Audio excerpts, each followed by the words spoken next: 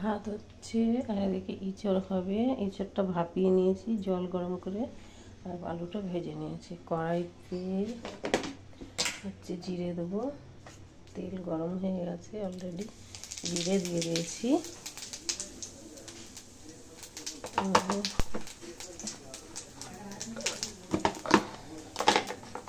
এর মধ্যে পেঁয়াজ, আদা, রসুন, টমেটো, কাঁচা লঙ্কা এর পিসা আছে।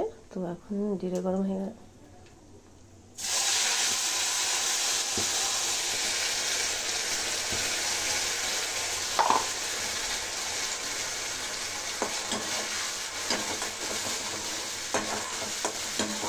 তেজপাতা দিলে ভালো হতো, আমি দিইনি, ভুলে গেলাম।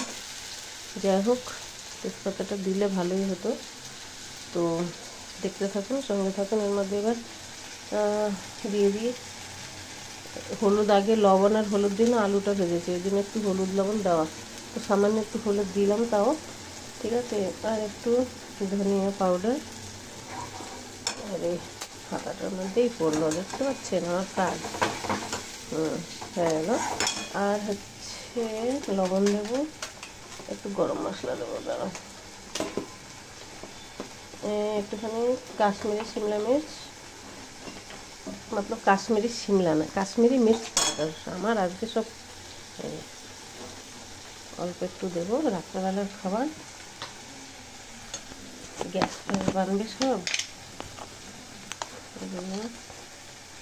লবণ অনুমান করে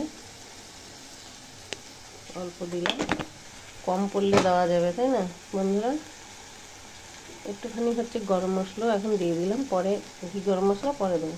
তো যাই হোক, এই কটা মশলা দিয়েছি, দেখতেই পাচ্ছেন। ভালো করে এটাকে ভালো করে কষাবো। ভালো করে কষাবো, দেখতে থাকুন।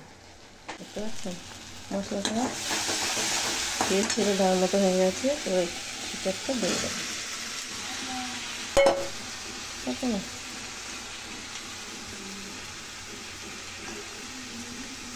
অনেকে ভাজা ভাজা হয়ে গেলে পরে মশলাটা দেয়, তারপরে কষায়। আমি আগে কষিয়ে নিয়েছি। দুভাবেই করা যায়, করলে দুভাবেই করা যায়।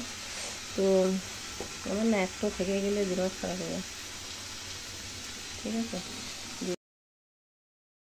বন্ধুরা। দিয়ে দিয়েছিলাম কাঁঠালটা, তারপরে এই যে এক্ষুনি ভাজা আলুটাও দিয়ে দিয়েছি, আর কিছু দেয়নি কিন্তু। দিয়ে এই যে মাখা মাখা হয়ে গেছে।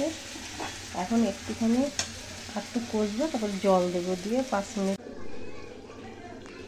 দেখুন বন্ধুরা,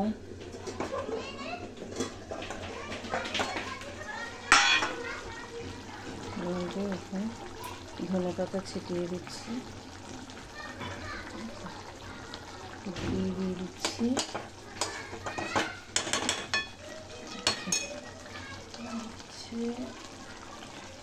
গরম মশলা আগেও দিয়েছি, এই জন্য একটুখানি গরম মশলা ছিটিয়ে দিচ্ছি। বাস হয়ে গেছে আমার কাঁঠালের ইঁচড়। যদি অনেক কষা কষা করতে চান তাহলে আর 2 মিনিট জল দিলেই হয়ে যাবে। আমি বেশি কষা রাখবো না, এইটুকু তো রাখবো। ভাত দিয়ে খাওয়া হবে, রুটি দিয়ে খাবে। যদি রেসিপিটি আপনাদের ভালো লাগে তাহলে লাইক কমেন্ট শেয়ার করুন। আর সবাই কী করবেন, আগামী দিনের একটা নতুন কোনো রান্না নিয়ে চলে আসবো, দেখবেন, ঠিক আছে। নতুন কোনো ভিডিও নিয়ে আসবো, নতুন কোনো, দেখছেন, হ্যাঁ না।